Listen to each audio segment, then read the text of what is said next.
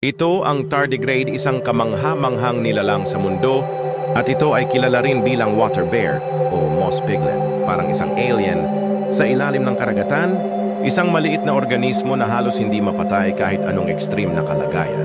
Unang nadiskubre ang tardigrade noong 1793 ng siyentipikong si Johann August Ephraim Guse sa Germany.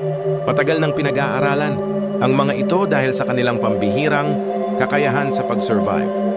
Makikita ang tardigrade sa halos lahat ng sulok ng mundo mula sa mga tropikal na kagubatan ng Brazil, malamig na tundra ng Antarctica hanggang sa mataas na bundok sa Himalayas. Sila'y naninirahan sa mga maliliit na tubig sa loob ng moss, lichen o kahit sa mga patak ng ulan. Ang tardigrade ang pinakamatatag na nilalang sa mundo. Kayang mabuhay nito ang matinding init, matinding lamig, vacuum ng kalawakan, mataas na radiation, at matinding pressure na hindi kayang tiisin ng ibang organismo.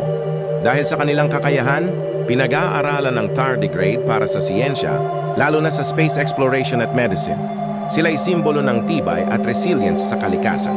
Sa kabila ng kanilang liit, ipinapakita ng tardigrade na sa mundo ng kalikasan, ang laki ay hindi sukatan ng lakas. Ito ang duray na kamangha-manghang nilalang ang tardigrade, ang hindi matitinag na water bear.